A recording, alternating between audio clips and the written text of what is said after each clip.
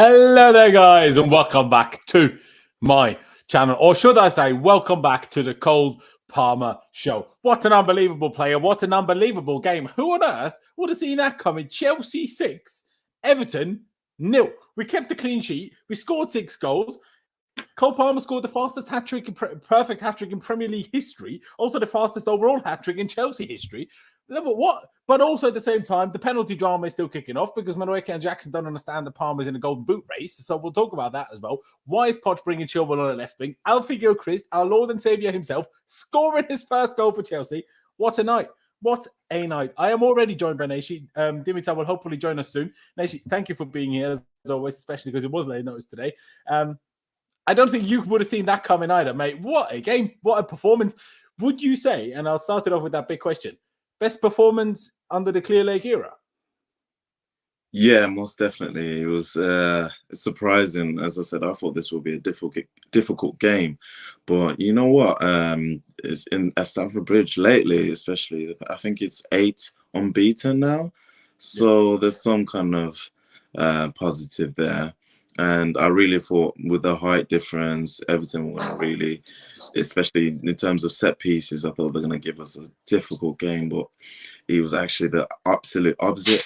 But Everton did have some chances in that first half, but we were just a lot more clinical. And Cole Palmer, there's no more words. This guy is special. This kid is really special. And I'm just excited to see where his talent can go, really. Exactly. It's unbelievable. What is he now on? 29 or 30 goals and assists all season, like 20 goals in the Premier League, joined with Erling Haaland in the Golden Boot race now, ahead of Ollie Watkins as well. It's just unbelievable. And to be honest, Palmer himself should have scored 2 more. Straight after the 1-0, he should have scored that chance. And then when Mudryk put him through 1v1, he should have scored that too. Obviously, no one's going to criticize Cole Palmer, but he could have had 6. How crazy is that? It's absolutely mental. I mean, Jay says could have had 5, at least 5 for sure. Dimitar, thank you for joining us. Appreciate it as always. I just said it to Nashi. Who on earth could have seen that coming? Chelsea 6, Everton 0. I asked the question. No one. Best game. No one. I would say maybe the second Dortmund game last year. It felt better because it had more stakes, but in terms of maybe just absolute domination, this should probably be the best game we've had under this management. Yeah. There you go. Absolutely. I mean, well, it's another one of these weird ones, right? It's just one of these games where on another day, who knows how this goes? But the way today went, we took all of our chances. Well, not quite all of them, but we took the chance in the right moment. Obviously, Palmer with that 1-0, outrageous goal. The 2-0 happens very soon after. We were a bit lucky on that rebound. On another day, we don't get the rebound, right? And then it remains 1-0. Obviously, the bad mistake from Pickford and then the outrageous chip from Cole Palmer. Again, if that doesn't happen, who knows? It's still 1-0 at half-time, and who knows how hard we bottle it second half. But with 3-0 up, even Chelsea couldn't bottle it. And actually, we kept topping up. We kept, adding more. 4-0, 5-0, 6-0 at the end. Absolutely wonderful. Absolutely wonderful. I mean, is there, and honestly, we'll maybe touch on it again as we get through it a little bit later, but I quickly want to touch on it now already. Neji, where do you stand on the whole penalty drama? With obviously Cole Palmer getting ready to take that penalty to score the 5th of the night and his 4th of the night. And then first Madueke has the ball because maybe he thought the penalty was given for the foul on him. Not that should give him any right to take the penalty, especially now that Cole Palmer is literally in the golden boot race. It shouldn't even be it's ridiculous, right? It's utterly ridiculous. But then Jackson as well, and they're all having a go. Fair play to Gallagher. At least he tried to do something about it, even if it wasn't quite as, strict and clear as maybe I would have liked, but it's better than nothing, I suppose. But yeah, Nation, where do you stand on this? Do you think it's blowing things out of proportion? Do you think it is a serious problem? Especially Madueke did this for the 3-3 against United. He did this for whenever he was on the pitch for the last time. Just every time, basically. Where do you stand on it? Is it a Poch problem? What do you think? I really think it's a serious problem. It shouldn't be underestimated because really and truly, everyone knows that Palmer is a designated penalty taker. And regardless, we know Chelsea, even with 3-4-0 up, Chelsea at this moment in time, they're not confident going into a 4-0 lead. So we need to make sure every chance of extending that lead is taken. And it's not the fact that they disagreed. The disagreement went on for at least a good 2 minutes, and it was absolute. That's so embarrassing, and it just shows a lack of control from Pochettino. Like I said, you could just see him standing on the sideline, not doing anything, waiting for it to all play out. A strong manager, a strong-willed manager, would at very least tell one of his players to tell them what to do. It just shows a lack of control from the management, and it's really poor.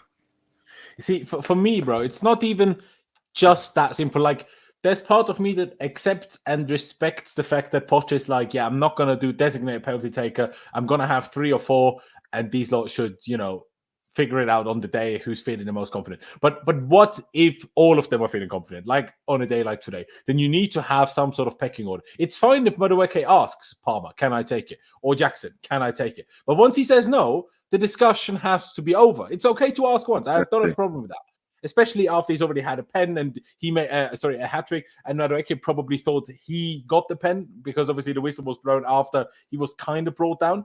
But nah. Like, this is just unacceptable, and it's just silly. And for me, what's even worse is how long he took to take them off, and also that he didn't take them off separately. That almost felt like he villainized Madueke more than he villainized Jackson, which I don't think is fair either. They're both as bad as each other. So yeah, I'm not a fan. I'll bring a video up as well after Dimitar. You've shared your thoughts as well. Where do you stand on it? Like, there will be some people that say, we won 6-0. Who cares? Like, don't blow it out of proportion.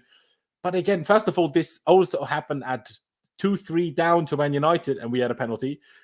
This isn't like it's not only because it was today, right? That's not the reason why it only happened today. So, is it an issue for you? I don't know. Like, if it happens once or twice, fair enough. But once it happens multiple times, and it has now happened multiple times, I feel like the point for the manager that he has to, have a stern word with them is long past. Like, it should have happened months ago, if I'm being honest. Because I don't know, like. Just you're making us look silly. Like, you look silly yourself. The club looks bad. The Poch looks bad. Like, fair enough if it's not fully cleared up, but clear it up before you go on the pitch, or I don't know. But it can't be like this. Or how do you see it, Dimitar? Yeah. So I completely agree with almost everything you said here. It's absolutely embarrassing.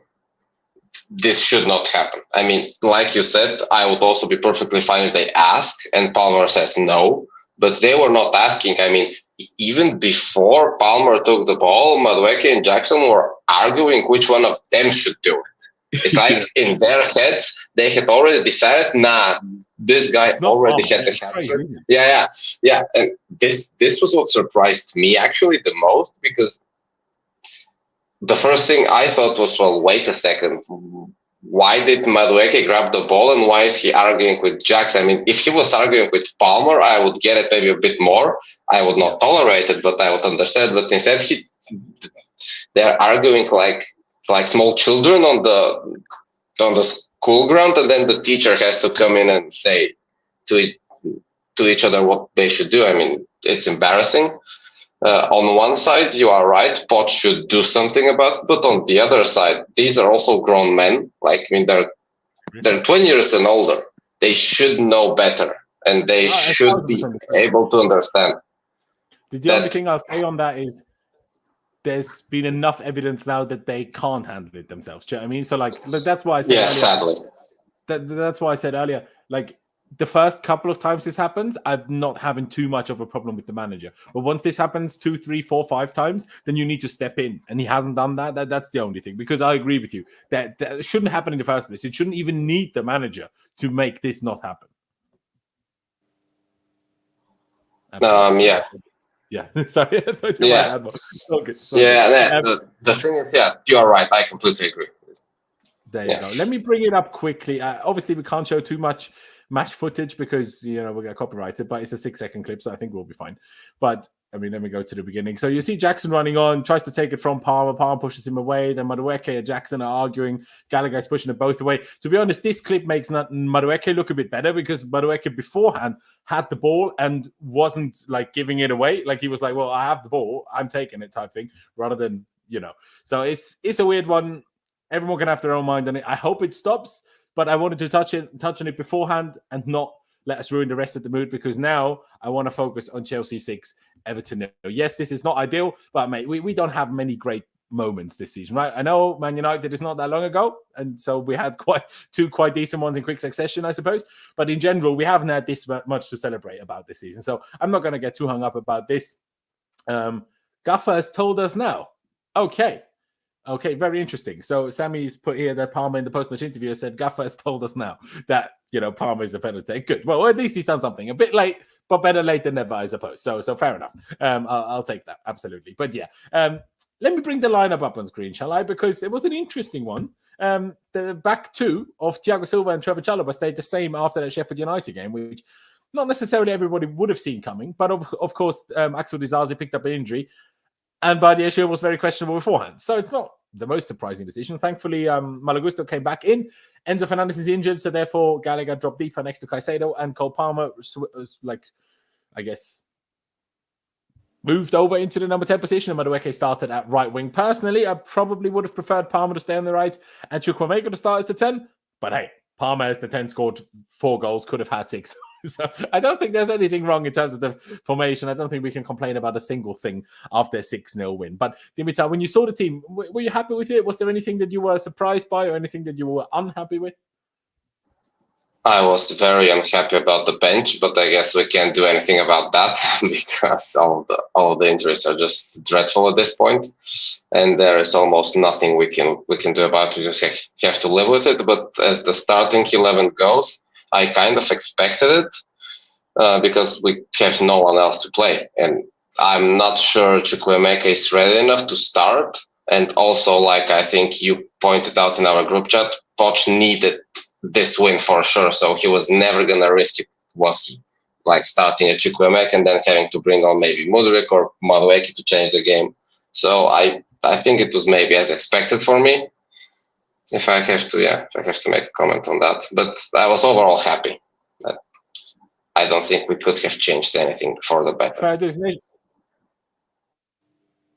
Yeah, no, I actually agree. I actually agree. Like I say, maybe Palmer and out on the right and Chukwuemeka instead of Madueke. But otherwise, with the injuries that we had, I don't think I would have done anything differently, I'll be honest. Neshi, what did you make of the team when you saw it come out? Yeah, to be honest, I was quite happy when I seen it. I know it's probably because we won 6-0, but I really was happy with that. I was in your kind of thought process in terms of Palmer. I would have wanted him to start on the right, but today has shown that this guy can play behind the striker and on the right. So I think that's his two kind of alternative positions, and I was happy with the Gallagher and Caicedo pivot. I just feel more secure with that pivot as opposed to Caicedo and Enzo.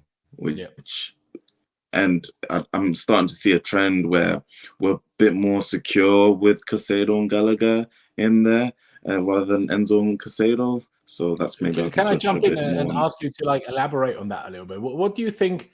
Why do you think that is? If I just put in my thoughts on it, I just think the way we play on the Poch, the way it's very transitional, very hectic, very chaotic, the way those games are, every bit of extra pace and extra legs in midfield helps.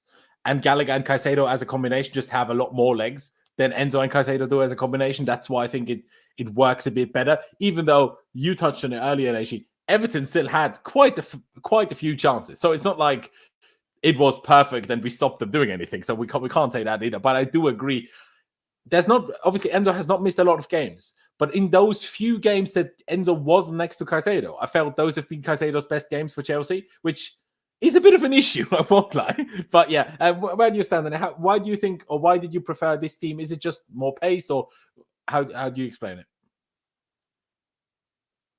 Exactly it's pushed in terms of Pochettino. If anything, what we've realised that he likes to play a transitional game, and I feel like with the Caicedo and Gallagher combination, they can kind of cope, or it's better suited for that kind of play. Whereas if it's Enzo in there, it's kind of he doesn't have the legs to kind of recover. We can't question Enzo's ability-wise on the ball, he's brilliant. But in terms of getting up and down the pitch, that's not his best attributes, and it really kind of opens up our defense. Because really, if we're being honest, our attack is sound now. Where our weaknesses are now is defense and midfield. It's that part of the era. Attack is how many goals we've scored. We scored 10 goals in the past 2 games, so we can almost kind of write off the attack. You missed out Sheffield United there, but even that we scored 2 goals in, to be fair. Exactly that. So our issue in terms of attack, if you guys remember, last year we had a massive issue in terms of attack. So that's kind of sorted. It's now midfield and defense that we need to really look at. Do you think we have sorted the attack, or are we just playing the complete opposite way? Well, last year we focused on control, therefore we didn't concede a lot but couldn't score, and now we have no control but therefore score a lot more because we just make it hectic and manage to counterattack even Everton?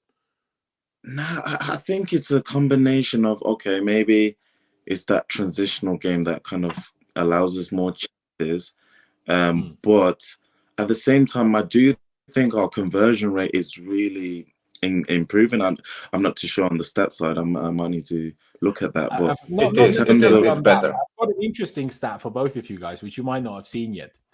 Cole Palmer has now scored more Premier League goals for Chelsea than Kai Havertz. That's crazy. I mean, not surprised at all. 20 goals, wow. But still, not even with after his first season, he's already got more goals for us in the league than Kai Havertz does. That's crazy. I mean, you say that there, right? Our attack is sorted. Maybe it's just Cole Palmer. I'm still not 100% sure. Like, obviously, because Palmer plays every game, I'm not sure what happens if Palmer doesn't play, right? Imagine, obviously, Palmer, other than 1 or 2 games, has never been injured. Imagine Palmer was also hit by our injury crisis. Mate, we could be getting relegated. It's unbelievable. If we didn't have Cole Palmer, my guy is carrying hard. Oh, my days. It's unbelievable. It really is. But Dimitar, can I quickly get your thoughts on this as well? Obviously, in the group chat, you were already saying that you weren't necessarily even the biggest fan of Caicedo. We'll see later what rating that equates to. But what do you make of Naishi's point that he felt a bit more secure with this Gallagher-Caicedo combination? First of all, would you agree with it? Or do you think it works better with Caicedo and Enzo? And if you do agree with it, is it the same reason as us? Just a bit more pace to recover, I guess? It's not only the pace. Gallagher has a very rapid start. He starts running very rapidly, and he's like an immovable object sometimes because he has a better physique than Enzo. So that alone gives me a little bit more security because he's more dynamic, he's faster, and he can bully the opposition midfield, I feel. But today I have to say Everton was just so bad. I mean, I don't know if we can praise even Cole Palmer that much because Everton were really dreadful. For me, they did not offer almost anything except from crosses from corners, and that was it. I mean, people normally expect that from Everton, but today I think they were really poor, and I think we just took our chances. It was like watching us last year when we missed basically every single shot on target, and today basically every single shot on target went in. It was the complete opposite because, like, the third goal of Palmer, the second goal he scored when Pickford passed him the ball was an absolutely insane pinpoint finish. I mean, I don't know if he can maybe do that again, even in training, because it was just like on his weak foot as well. That makes it under. even crazy. Yeah, it was perfectly under the crossbar, and I just love that. I mean, it was phenomenal. It truly was. It truly was. Let's get into this player rating, shall we? I'm sure as we go on, a few more quotes and a lot of other bits and bobs will come out that we might be able to look at as the stream goes on. But let's just get going with these player ratings. Let's start off with Petrovic. First clean sheet we've had in like 80 days. I think it's like since sometime in November. Feels like 8 years. Kind of crazy. Literally does. Did you know, actually, I'm not sure if you boys knew that, but until today, Chelsea hadn't lost on a Monday night in the Premier League since 2020. I know 2020 doesn't sound that long ago, but it's actually 2024. So it's quite a while back, to be fair. So can you give us more Monday games, please? Even though in general I don't really like them, but can you give us more anyway? Because that works. But yeah, on Petrovic, he made 2 saves. I didn't notice his passing as a good or a bad thing, so I would just give him a simple 6. I don't think any of the saves he made were particularly special. On the corners, I think he got dominated a little bit by Everton, and I think that's one of the things he needs to learn at, the physicality in the box, in the Prem. He's not a small guy, so like he has the capabilities to learn to deal with it, unlike someone like Kepa, but he needs to deal with it. Like you need to just swipe them away if you have to as the keeper. You can't let them stop you from coming out or whatever else you can do. So I would say 6. Dimitar, would you go along with the 6? I don't think that's much to be debated on, to be honest, because he didn't have to do much. I actually don't remember any crucial saves, but I think that was because Everton were just dreadful. So I'm probably going to say a 6.5 because it was a clean sheet. And even though he had almost nothing to do, it was fine. The crosses, I agree. But for the crosses, I think it's much more of a general thing because I think the way we set up, it looks kind of funny. Because I think at one moment, for 1 or 2 consecutive corners, Gusto was on the back of Onana. And we just can't have that now, can we? I mean, I found it very funny, like Gusto trying to hug Onana from the back, trying to stop him to jump. It was kind of lucky that we actually did not concede. 2 free kicks, right? Where they played it to the far post, where Palmer was against Tarkowski, and he just didn't have a chance. Yeah. And I'm like, you can do this once. Even once shouldn't happen if you have a good set piece coach. But twice, that should never happen twice, man. Like they nearly scored from it, man. Both times. Yeah, this is I think a very legitimate criticism in general. We have to improve the positioning on the corners, and if the keeper could possibly sweep them, that would also be great. But yeah, so I'm gonna say 6.5. Fair dues. I think 6.5 is reasonable as well. Neshi, would you go with the slightly higher one because first clean sheet since November? I hear the argument, to be honest. Or would you still stick with the 6? I'll go with the 6.5 because I can't even remember the last time we had a clean sheet. Honestly, I'm really trying to think back. He really needed this because I was getting really concerned about his performances, and he had a few shaky moments. If I'm being hypercritical, there was a point where there was a cross, and he could have came out, not catch it, but probably punched it out. He needs to be more dominant in the box, and there's definitely room for improvement in his game. But as I touched on earlier, this is the first clean sheet in a while, and he needed it, so I'll give him a 6.5. Fair dues. To be honest, Dimitar already convinced me as well, so I'm gonna go 6.5. All the same. There's 2 centre backs: Thiago Silva, Trevor Chalobah. Interesting one. Even though Everton had chances, it was very rarely a situation where I felt it was kind of on the centre backs. Now, sure, the centre backs have to deal with the guy that's trying to head the ball in the middle, but I felt the problem was that we let them cross too easily on a few occasions. More so than that, I felt either Thiago Silva or Chalobah did too much wrong. How do you see that, Dimitar? And why don't you start with Chalobah? What rate would you give him? I think you were spot on. The defender did basically nothing wrong, but they should do a little bit better on the positioning when the crosses are coming in, because we let a lot of crosses in, and that's not their fault. So I'm gonna go for a 7 for Chalobah because I think his passing was okay. I think maybe I can remember only one pass where I felt a little bit nervous because it was hit a little bit with a little bit of a lower strength. But in general, I think he did fine, and I think he's getting into form a little bit step by step, because his first 2 games I think were absolutely dreadful after coming back from his long absence, not long injury.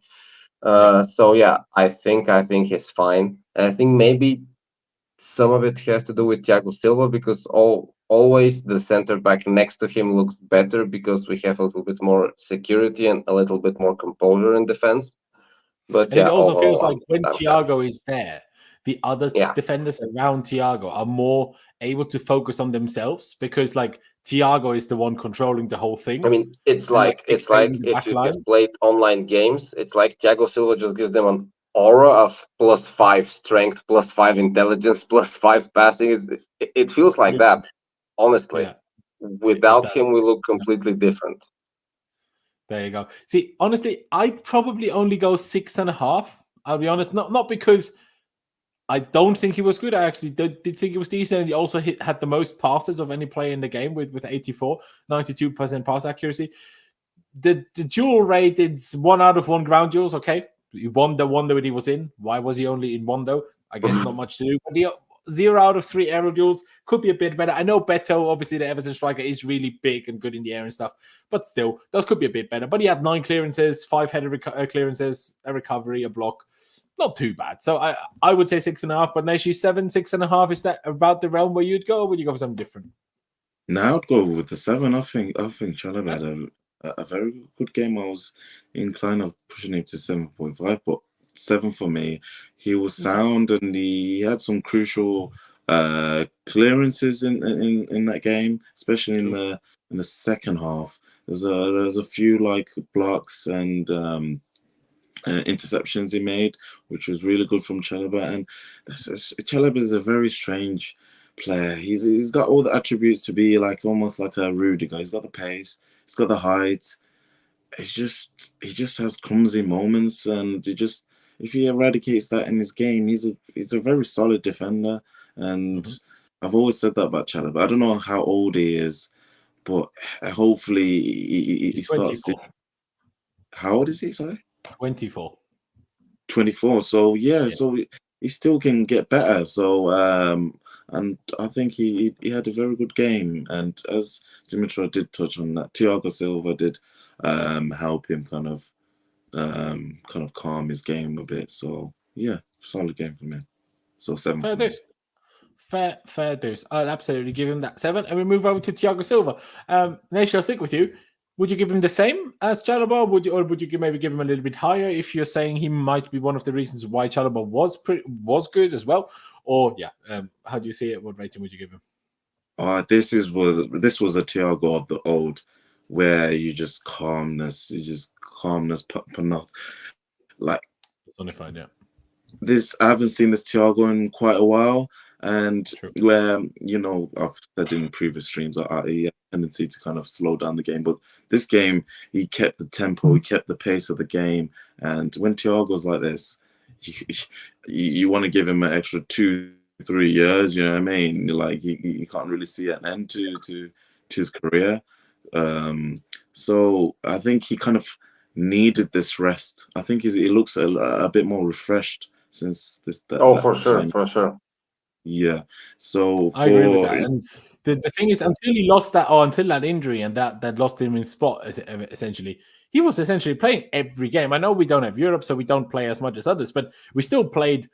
Well, some weeks we had a midweek game, and then he still played every game on the weekend and in the midweek when we had them, other than some cup rounds, right? So it's a bit crazy. It's just quickly, a rating. Did you say one, or did I not hear it? Sorry. It's 7.5, so slightly higher than Chalobah. Fair dues. I think that's pretty reasonable. Dimitar, would you go along with it as well? Or would you maybe even give him an 8? What would you give Thiago Silva? The thing is, I would love to give him an 8, but Everton were really dreadful. I have to say that for the 17th time today. They were dreadful. Thiago Silva did everything he was asked for.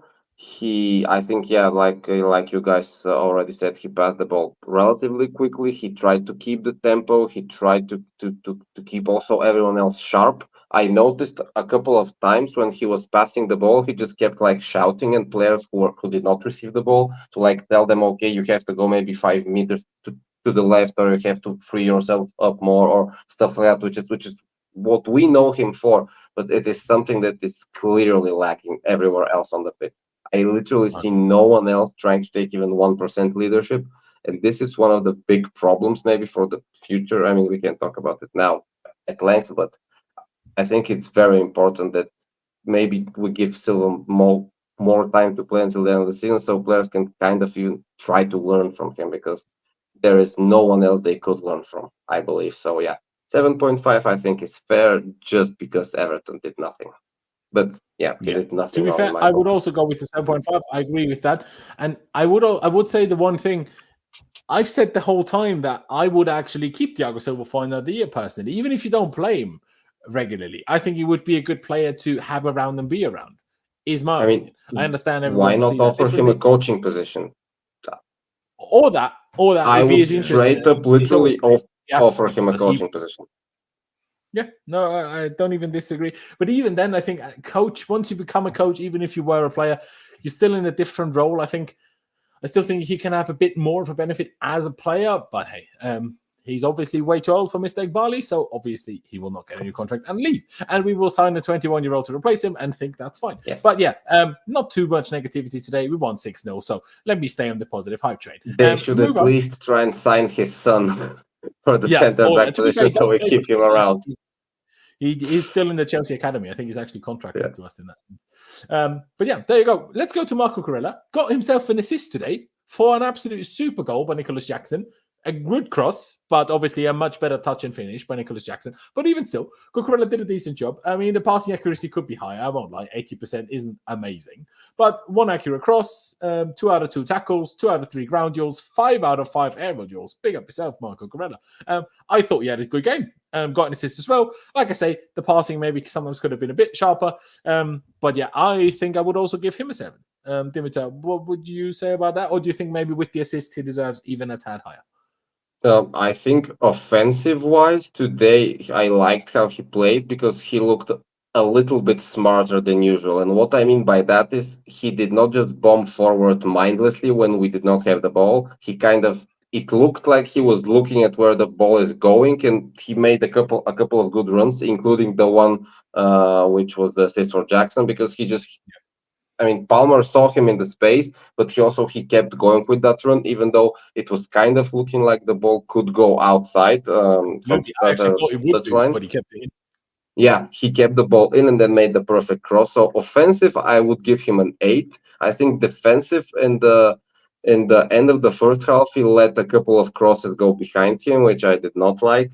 But I guess I would say 7.5 because I think he's also improving kind of game on game. He's finding his feet a little bit, and he's showing a bit of that match intelligence, which I think made him look so good at Brighton. Because at Brighton 2 years ago when he was there, the team were playing good football but not scoring goals. But they had like a very good dynamic system of moving the ball, and players knew where they should run basically. And one of the problems we have is players do not know where to run with when they don't have the ball. And I think he's slightly showing a bit of his match intelligence, but of course we want to see a bit more from him in the future. So yeah, 7.5 from me.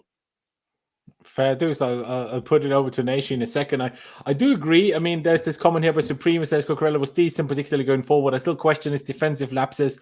Though one could blame the lack of chemistry between him and Mudryk. That miss from Beto came from his side. It is true that miss did come from his side, and it was more Mudryk trying to almost cover for Cucurella than I felt that it was Mudryk's fault. But we can discuss that later on if you boys have any feelings on that particularly. But yeah, I still always think that Chilwell is what vice captain, and obviously he won't leave. But I'd honestly rather sell Chilwell and keep Cucurella and buy a new left back, especially because I think neither Chilwell nor Cucurella should be our starting left backs anyway. But I think Cucurella is much better suited to be a backup, in my opinion, than Chilwell is. First of all, he earns less, and second of all, he's not vice captain. Like you'll see today, Chilwell is back fit. Does he come on at left back? No, because he's a liability. So he has to come on at left wing. Do we want that? Someone said in the chat earlier, watch Chilwell start at left winger against City on Saturday. Do you know what I mean? I bloody fucking hope not, but I can't guarantee that it won't happen. Like it might be left wing back in a 5-back, but I can't guarantee he won't do it. So yeah, that's my opinion. I know most people disagree with that. And it's not even that I dislike Chilwell. It's more Chilwell's injuries are too much of an issue. Yeah, the injuries are the problem. Cucurella is mostly fit other than when he has freak injuries. So if you buy a new left back, keep Cucurella and then play whoever's better between the two. It's what I would do, but obviously the club does what they want anyway. Naishi, a 7 from me, which I may still push up to a 7.5. And a 7.5 from Dimitar. What would you give Cucurella today? He got an assist, did pretty well defensively as well, I felt. But what do you think? Yeah, I would agree that he was a 7 today. He was very good defensively today. Our question is defensive, as that comment from Supreme when he has defensive lapses where he's just too eager and then he leaves gaps and then there's issues on that side, so he needs to work on that and really needs to address that. But subjectively looking at this game, he was very good, and I'm very impressed with that stat with 5 out of 5 aerial duels. With, I don't know how tall he is. He looks about 5'2". He looks it, yeah. Yeah, he looks it. So I'm really impressed with that. So that's good. And with that assist for Jackson's goal, probably give most of the credit to Jackson, but still he made that run and he didn't give up on the ball and he crossed a good cross into the box. So that was very good from him. And yeah, a 7 from me. Big up him. Big up him. A 7 it shall be then, with 2 7s and 1 7.5. Before we move on to Malagusto, some quotes from Pochettino, which I'd like to bring up and discuss together. I don't very often give Poch some credit, but here I'm giving him credit. Obviously, quotes in terms of the penalty drama. He says, I told the players, this is the last time I'll accept this sort of behavior on the penalties. This is not a joke. And then on the bottom here, you can see it's now Palmer's choice if he wants to give the ball to someone. I want to apologize to the fans. Also, the fact that he went out of his way to apologize to the fans. I like it. It's a bit more of the quote. Pochettino on the penalty incident. It is a shame. We cannot behave in this way. I told them this is the last time of this behavior. It is impossible to have this type of behavior after this performance. If we want to be a great team, we need to change and think in a collective. Yeah, he's spot on. Like I said, a little bit late, and this should have happened a little while back. But honestly, I like it. Thoughts? I'll go with Naishi first because I think Naishi is in general more critical of Poch than Dimitar is. I go with Naishi first. Positive for you that he came out this, quite clearly. That there's no like beating around the bush. Just said it how it is. Apologized to the fans, and seemingly he made sure it won't happen again. No, that's really good from him, honestly. Yeah, he needed to do that because that, like I said, I have a group chat of my own, and everyone was just saying, rival fans were saying, that's absolutely disgusting. Like that's really embarrassing. So I mean, it is. Yeah, it is. He really had to. He almost would show that his lack of intelligence or like lack of control by not coming out with that kind of strong statement. So. Yeah, even though I still don't particularly like him, but fair play to him. He made that comment. Fair dues. Yeah. Simon Johnson clarifies in written press conference, Pochettino says he wants to apologize for what happened. To everyone watching, I promise it will not happen again. Dimitar, I'm sure you agree. Positive from Poch. Did you expect him to take it this way, considering in the past? I was hoping he does something on the situation because, like, I mean, we are memeing about it. I'm trying to defend him, but some things are just non-defendable. And the thing is, he should have handled this situation a bit earlier and maybe 2 weeks ago when it happened against Manchester United. It's better late than never. But yeah, these types of decisions I find weird because I want to understand what he does with this, like letting the players decide on their own. Maybe he wants to give them the chance to show maturity or the chance to like sort it out amongst themselves, because if they are to be colleagues, if they are to be successful for Chelsea in the future, there should be a team cohesion. Now, sadly, that did not work if that was the plan, and they kind of embarrassed us, like we already said. But I think watching their body language after that, I think they were not that bothered by it. I mean, I think I saw Jackson and Noni hugging like before the Noni sub, and I think they ironed out their small problems. But yeah, these things should not happen. I'm glad it was not a more embarrassing incident, because at one point it looked like it could get ugly when they started kind of slightly pushing each other in the chest when Gallagher and Gusto came also in the mix. But yeah, hopefully this is behind us. Yeah. Say again, Naishi, sorry? Sorry, yeah, just I was just saying, it looked like they were actually going to scrap you on the pitch. Yeah, I mean, literally. I have seen such things in front of bars, and they end up very ugly. I have to say this. I mean, this did not look well for sure. 100%. I'll speak more, or we'll speak more about when we get to Madueke for the way he reacted when he got subbed off as well. But we'll get to that. First, let's move on to Malagusto. Yeah, I thought Malagusto was very good again. 87% passing accuracy. I mean, that first chance that Everton had, that Beto chance in the end coming from Cucurella's side, happened because Gusto didn't release or lost the ball and didn't pass it. obviously he was put under a bit of pressure by Madueke, but at the same time, you have to be put under pressure when you try to play out through a press. It doesn't work without pressure. So, yeah, not his best game, not a bad game, though. I would give him a 6.5, maybe 6. But I must say 6.5 for now, unless one of you boys convince me otherwise. I'll change my mind. I mean, Sammy in the chat says 7. Nashi, would you go maybe as high as a 7? I think he didn't get an assist. Even the stats don't look great. So I think just below 7 is more fair. But obviously, you might see it differently. Yeah, with Gusto, I love Gusto, and he's second to me in terms of like talent-wise from Parma. But Gusto has these moments where he just does crazy things, like, and it's just that youth showing. There was I think there was more than one mistake he made in that first 20 minutes. He was just losing the ball, and then he just makes up for it for the rest of the game, where he just shows his true abilities and his attacking attributes. But maybe we will start to see him mature a bit more. Especially, he done the same kind of performance in the League Cup final. If you remember, that first 20 minutes in that final is that similar kind of performance where he just struggles in the first 20 minutes and then he just makes up for it for the rest of the game. So if he just cleans up his game in that first 20 minutes, I don't know, maybe it's nerves, I don't know what it is, immaturity, but yeah, it wasn't his best of the game, especially in terms of Gusto's standards. He's usually a 7 or 8 every single game, but today I would say it's a 6 for me. It's just average. Fair dues, yeah. Like I say, I was kind of between a 6 and a 6.5. So 6 is not too far off. Dimitar, would you give him a 6? Would you go maybe even lower than a 6, or would you agree with a 6.5? I think 6.5 is fair. I think we are starting to see a little bit of limitation to his offensive skills because just Poch moved him to play, I think, 10 or 15 yards further back. Because at some points in the season, even though we had Palmer on the right, Gusto was like a second right winger. And we have discussed this on your show, Laurenz. That creates a lot of gap in the midfield, like a domino effect, because Caicedo has to go to cover, and then the number 10 has to go in Caicedo's place, and it's just too offensive.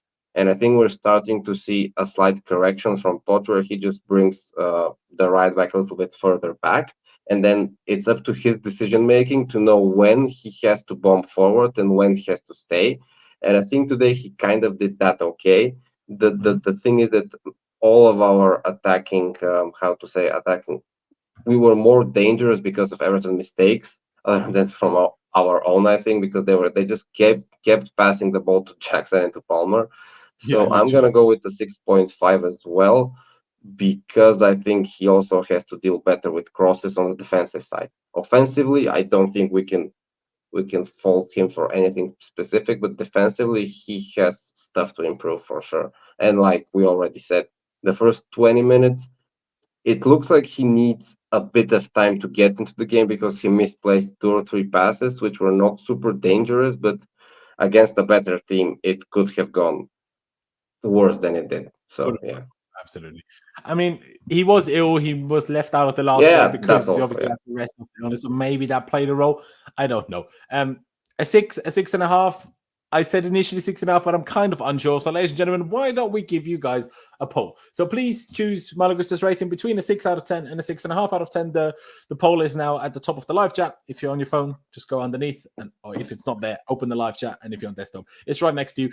Place your vote, and we'll finalize that rating in a little bit. And we move on to Moises Caicedo, who was the slightly more defensive of the two with Conor Gallagher and himself today. But I felt, and seemingly a lot of other people too, maybe not Dimitar, but I've seen a lot of people in the chat say it already, they felt it was Caicedo's best game for Chelsea. I'm not sure if I necessarily agree with that, but it's probably not far off, because the other game that's in a shout for being in contention for his best game at Chelsea is that Spurs away game, and I only saw the first half, and then I wasn't on a plane. So yeah, maybe I'm not best judge to best suited to judge that. But yeah, I felt he had a good game. 84% passing accuracy is pretty good. 1 out of 4 long balls. All right, 2 out of 3 dribbles, 2 out of 5 tackles, 10 out of 16 ground duels. It's pretty good, especially that he also, I mean, I disagree with Pochettino that Caicedo should have played the whole 90 minutes because he's on 9 yellow cards. Had he gotten booked, he would have been suspended for Arsenal and Aston Villa, which we certainly wouldn't have wanted to happen.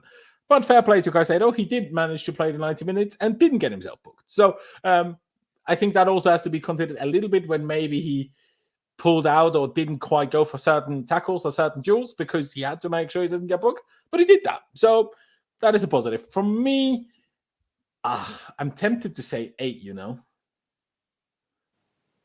Obviously, Palmer gets a 10. Let's be real. Jackson will have to see what if we give him any, downgrades for the penalty scenario. Oh, you know what? For sure we will. I know Dimitar might bring it down a little bit, but I'm going to give him that 8. Maybe a bit high in some people's opinion, but I'm gonna give it to him. Dimitar, please explain why you maybe disagree with it. What you still think Caicedo doesn't do well enough, and then we'll see where Nashi sits on this conversation. Yeah, I was thinking a 7.5 for 2 reasons. I think he did phenomenally well to steal the ball for the second goal, where he passed it to Jackson, then Jackson shot at the keeper, and Palmer did the goal with his head. So this is what I want to see from Caicedo. I want him to just see a zone in the field where the opposition has done a little bit of an overload, and I want him to go there, make a tackle, and take the ball. And I think this is what we don't see in our own half. And I feel like this is what a DM or a central midfielder who is a little bit more defensive should be able to do. Because my problem always has been with Caicedo is that when the opposition has the ball, whether they go through the middle, whether they go through the sides, the ball always seems to bounce around him, and he's almost never in a position to just go in an overloaded zone and take the ball. This is my opinion. I know a lot of people disagree.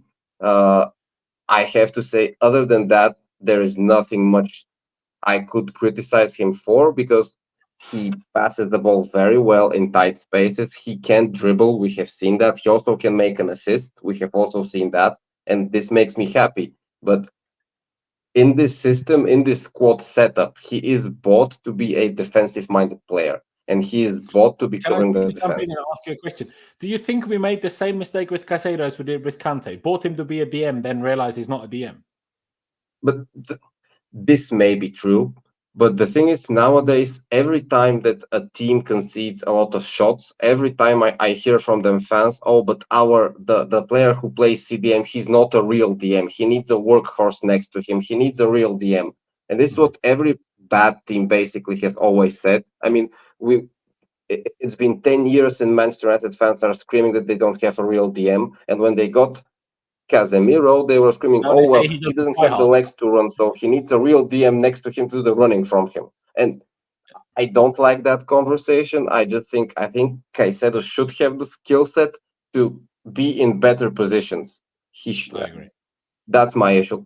Like I said, if you watch the second goal back, it was brilliant how he just went there, took the ball and passed it forward. I want to see that in our own half. I want to see that in the middle of the pitch. If he starts doing that in the middle of the pitch, he's going to be perfect.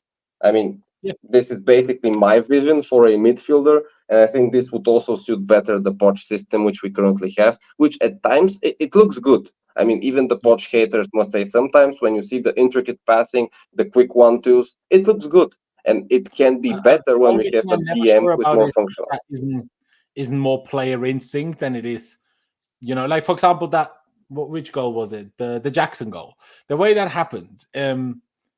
Palmer's second goal, the header. Palmer's goal, I mean, Gallagher just about keeps it in, then they play it back, and then Caicedo gets I understand that this is also instinct, but you can train for those triangles, you can train for those patterns, you can train for certain triggers when the midfielder knows when to run and overload a certain zone in the middle or the offensive third of the pitch. So I just want to see that more, basically. But yeah, for me, 7.5, he had a decent game. but I don't want us to overhype him until the next game where we lose 3-0 to Arsenal, and then we have to again wonder why don't we have a midfield. No, 100%. And you know this, Dimitar, I actually agree mostly with your criticisms of Caicedo. Just today, I think I actually felt he had a good game. But then again, you give him a 7.5. He did for sure. It's just that Everton were terrible. I mean, really. Yeah, no, Everton were just not good. So usually we can't use that as a benchmark. Yeah, no, I agree. But we bought Caicedo because we were terrible. Because he was great against us because we were terrible. We bought Lavia because he was great against us while we were terrible. So that's how it goes. Nicely, an 8 and a 7.5. What would you give Caicedo and what did you make of him? I think I'll give him an 8. I think it was really solid. Caicedo's he has moments where he makes mistakes, which a lot of these young players a lot of them, I've said that about them, they have mistakes in them, and maybe with time and this will get kind of cleaned up in his game. But he was really solid. Like, I can't even fault him at anything. Usually makes even his passing was a lot sharper today. His positioning, that aggressive nature about him back as well, and his tackling usually. Recently, he's been like swiping players, but today, which is why he probably didn't get a yellow card today. He really timed his tackles well today. And there's a moment where I think it was Chukwuemeka where he gave him a really poor ball, could have led to a goal, and then he kind of recovered well and kept it moving, and he kept recycling the ball.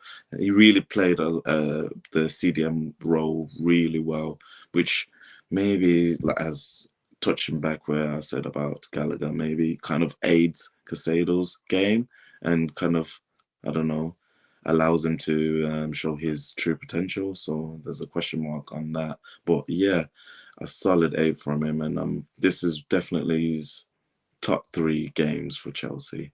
Well, if not his best game for Chelsea, because I can't even think that the other 2 better games he's done. That's the problem, isn't it? I mean, go on. Yeah, this is probably his best game that I've seen him in a Chelsea shirt. So fair play to him. Yeah. I was thinking let's do this after we talk about Gallagher, but at the same time, Gallagher only dropped deep because of Enzo missing.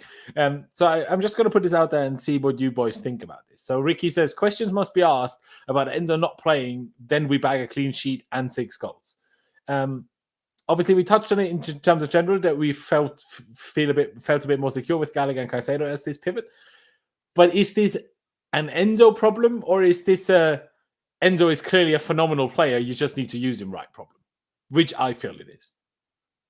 I think it's the latter. It's definitely the latter. It's a case of we're not using Enzo properly, and he maybe doesn't suit that style of play, that transitional style of play, because he just can't, as we mentioned before, he just can't keep up. He can't go up and down, and that's just he's more of a, I don't know, a Pirlo type of player where he just sprays balls left, right, and he just keeps things ticking in that way. Almost, I think it would probably suit like a Pep team where it's possession based rather than transitional up and down kind of play. So I would definitely say it's the latter. There you go. Dimitar, where do you stand on it? Like I say, the question from Ricky itself, questions should be asked, but how do you see it? Is it an Enzo problem? Is it an Enzo not being used right problem? Is it an Enzo can still work here, but he needs to also do things better? How do you see this one? I think in general, I would love to see a game this season where, for example, we give Caicedo a rest. I want to see the team play without him, because today we saw the team play without Enzo and we learned a couple of things. I also want to see the team play without Caicedo, and I want to see Enzo playing at that deep playing midfielder, like Neshi said, maybe like a bit of a Pirlo, because he's also that kind of vibe. He's agile. I mean, he's not as fast as Caicedo for sure, but I think he could do a job as a defensive or a more defensive-minded player. I think we just have to test out a bit of variety in the midfield, because maybe up until this point and even today, we are basically being forced to use players in certain positions, and we are forced to not give them a rest. Because I doubt if we had Lavia fit that both Caicedo and Enzo would have played so much games this season, with also keeping in mind they traveled 2 or 3 times on international breaks to the other end of the world, basically. And this is also not helping their form, not helping their fatigue, not helping them also develop as players. So for me, the best situation in the long term would be to see how we play with and without them, and then we can judge what they bring to the team, maybe what they miss, and maybe what we need, because the entire squad building for me is very questionable. I have said that to you many times. So maybe it is a situation where Enzo can't work here, even though he's talented. Maybe there's a situation when he can, but we just have to explore different possibilities and see what works and what not. I agree. And also, there is a follow-up comment by Supremo of the other comment saying, I mean, at Brentford at home, Enzo wasn't there and we lost. So you can't just say, Enzo isn't there, then we win 6-0. Oh yeah, keep a clean sheet. You can't say definitive things like that over one game. Especially when the opponent was as bad as they were. Do you know what I mean? Like, maybe with Enzo, we would have won 8-0. You never know. Like, you can't just sit there and say, it's because Enzo wasn't there. But we move on to Conor Gallagher. And while you were speaking on this question here, David, I just scrolled through Gallagher's stats. And quite frankly, they are unbelievable. First of all, he had a 93% passing accuracy, which is better than any other player we've looked at in the team so far. He had a 4 out of 4 successful dribbles, which is very impressive. 0 out of 1 tackles, sure. But ground duels, 13 out of 16 is really strong. Aerial duels, 3 out of 4, really strong. And also, he won 8 fouls. It was by far the most foul player in the match. So, fair play, Conor Gallagher. Reading the stats, I was almost tempted to give him an 8.5. But I'm going to not overdo it. But I will also give Gallagher an 8, actually, which I know is a bit crazy, Dimitar, because we still didn't control the midfield. But I still firmly believe that this is a Poch problem. The way he plays, he will never control the midfield. I'm not sure how, if at Spurs he ever controlled the midfield the way you and me want us to do that. I'm not sure if he does that. They for sure played better with prime Dembele and prime Eriksen and prime Dele Alli. They had more control than we do now. I don't know if that would be what we want, but I have a feeling we could be better under him as well. And on Gallagher, I think from the group chat. First times, though, I have to say, most teams play differently now to what they did then, if that makes sense. Yeah, but No, what did you make of Gallagher today, bro? From the group chat, I love him. I think we should keep him, and he should maybe not be a definitive starting 11 player every single game. He should be in the mix for starting 20 or 25 Premier League games a season, even in the future, because I just love him. I love his commitment. I love how he runs relentlessly. And maybe 2 years ago when he made his debut, I think last year under Tuchel, at the beginning, it was starting to look like he ran like a mindless chicken at times. But I think he is improving on that, and I think he's showing a bit of intelligence. And if you see his stats, he also added goals and assists to his game. I think he has 6 assists in the Premier League and 3 goals, which is not phenomenal. But for a player with Gallagher's reputation, I think this is amazing. And I think if all of our midfielders had this goals and assists, we would be much better. So obviously, I usually think plays us at number 10. We have to. Yeah, but no, I agree with you. The thing is, you say he plays as a number 10. Yeah, you say he plays as a number 10. Whether you agree? For me, the most impressive thing this season compared to last season is he stopped giving the ball away. Almost every game he has 85% plus passing accuracy. Just so rarely. Yes, maybe sometimes he keeps it simple, but I'd rather you keep it simple than you give the ball away. I agree. Obviously, when you're in a clear opportunity where you have to play someone through, then don't keep it simple. Obviously not. But there is situations where it is the better option to keep it simple, especially when a type like Gallagher has players like Enzo and Caicedo around him who are maybe more suited to these more extravagant passes. Keep it simple. Keep the ball. Use your energy. Use your pace. We're good. And if he plays like this, I don't think anyone will have any complaints. But would you agree with an 8 for Gallagher, or would you potentially go? I think an 8 is fine. I think, like you said, we didn't have a lot of control, but overall, I think he did his job. The stats are very nice. And I like how sometimes, even today, he was as high up on the pitch as Palmer was, even though he should be a CDM. At certain times, he's starting to learn when he can go forward, when he can press, when he can like take certain free zones and free spaces, which I like. So yeah, I think 8 is fine. Wonderful. Neshi, would you agree with an 8, or would you go for something different for Conor Gallagher? Nah, I think I'll definitely agree with 8. I was maybe gonna say 8.5, but an 8 is just about right. He was brilliant today. He was everywhere, and he's a manager's dream. Like if there was ever a manager, like they would 100% put Conor Gallagher in the starting 11. He's definitely Isn't it crazy how in this alternate reality, the way, I mean, Gallagher will leave as well, I think, but if Mount didn't leave, Gallagher wouldn't have played basically a game this season, because Mount would have done exactly the position that Gallagher played all year long, even for Poch. And it's weird. And now we sit here with Gallagher as our second best player all season after Palmer. I still think that absolutely stands. Can I just say something? Go on. I saw in the chat some people are still saying we can find a technically better player than Gallagher. I'm sorry, but I think technically he has shown he is good enough to play for Chelsea or for any top 4 team, I believe. I think people are very harsh on him. Technically, I think it's an agenda against him, nothing else. Yeah, I also think, I mean, he has shown he can be good. He also had 6 assists this season from open play. Like, come on. When was the last time a player had that for us, other than Hazard and now Palmer? When was the last time that happened? I mean, Havertz never had 6 assists. I guess Mount in that second to last season before he left. But still, just on that, we also all know that Mount is better than Gallagher.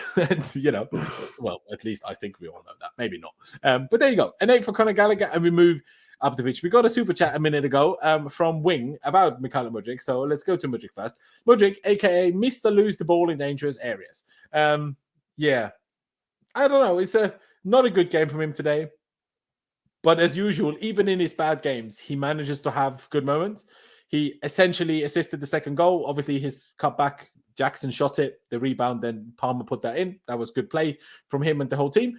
And then also that through ball and that run initially, and then the through ball to Palmer, where Palmer could have scored it, but Pickford saved it. That was really good from Mudryk. He had one really good switch play when he received it with his, facing our own goal, and he switched it first time. That was nice. Obviously, not a big thing. It's one switch of play. But even still, I enjoyed it. But overall, it just wasn't good. He had that chance. He should have just taken it with left foot. The way he took it with his right foot, I'm not sure he could have done that much more from it. But yeah, overall, because he kind of got an assist, even though it didn't officially count, he also got himself booked, which I felt was a bit unnecessary. Oh, that was so stupid. Yeah, he just gave the ball away too easily today. 88% passing accuracy is still decent, 15 out of 17, but yeah, I don't know. He just still gave he lost the ball on too many occasions, 2 out of 5 ground duels. Yeah. Because of the assist, I'm gonna give him a 5.5. I still think he doesn't deserve quite a 6, but I think certain people will give him a 3, and I think that's way too harsh as well. Now, JP says 6.5 or 7 for me. I think that's too high personally. Maybe I'd push a 6, but I think just under average because he gave the ball away too cheaply and too easily. But today I also felt we went back to the usual Poch problem when the left wing and the right wing, other than the first 10 minutes, basically doesn't see the ball all game. It felt like we won the ball and then we played forward straight through the middle every time, other than once Everton settled deep, and then we happened situations like the second goal happened, and then Mudryk was played in. But 95% of the time it was attack through the middle, Palmer, Jackson, and the wingers had nothing to do with anything that was happening, which I didn't feel was their fault. It's just the way we play.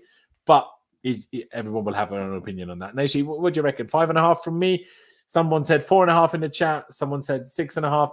No, he didn't get the official assist, Supreme. Obviously, he got the cutback that Jackson first hit at Pickford. Pickford saves it, and then Palmer gets the rebound. But it's a shot-creating action, I think, is what that's called. Yeah, no, you're right. But obviously, it's not just your normal shot-creating action, because it also led to the follow-up goal, right?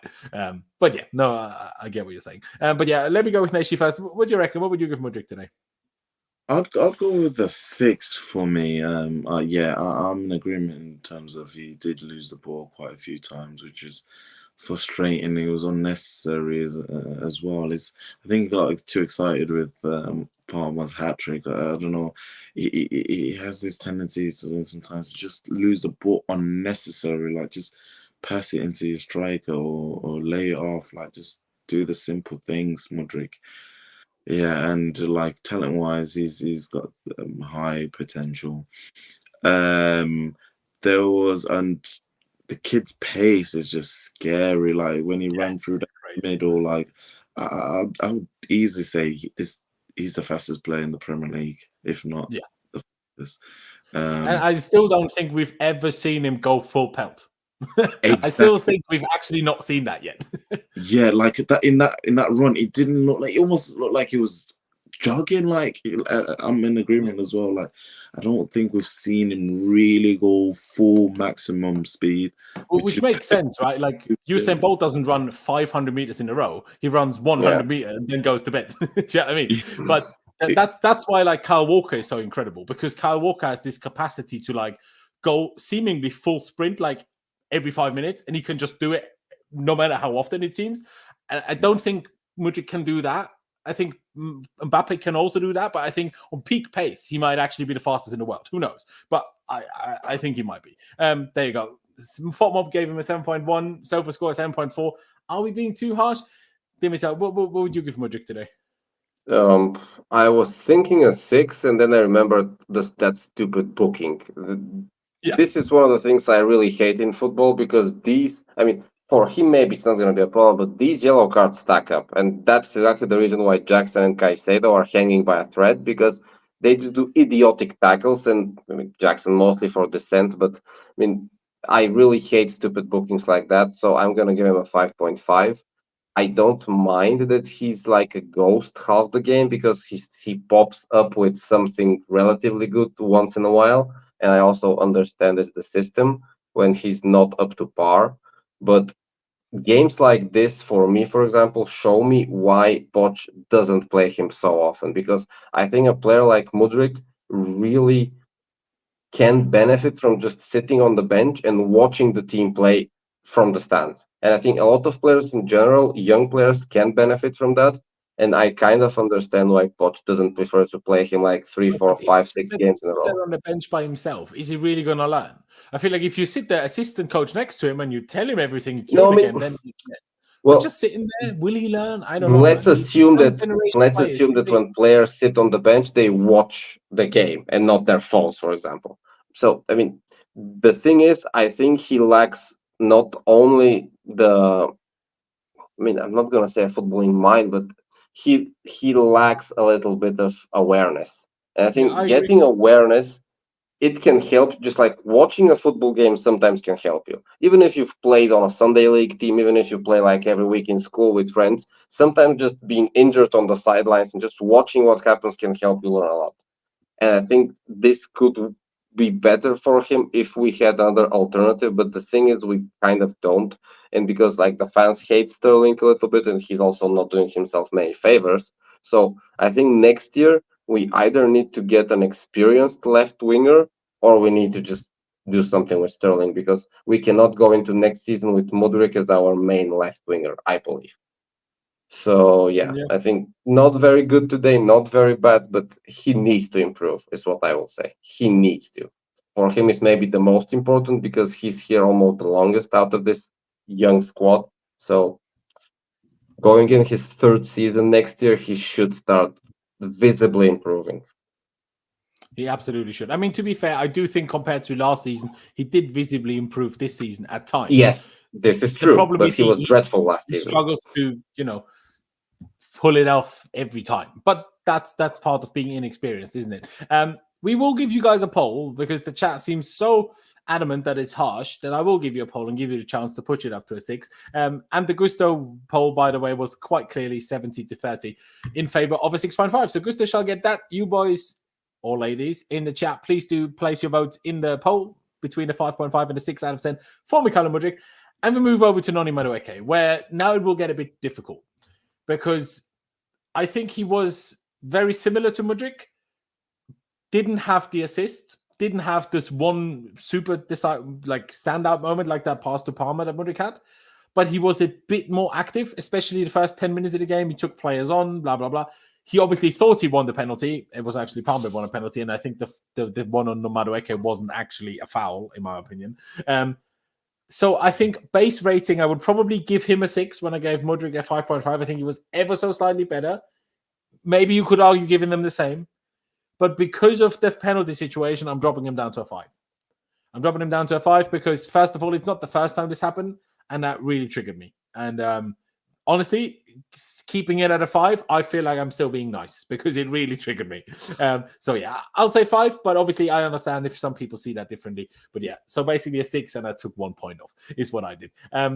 Dimitar, what is there also? You'll take a point off for the penalty situation, or how do you want to do this rating? Just a second, bro. Can we go to the next text? And I'm going to come up next. No worries. Neshi, what do you reckon?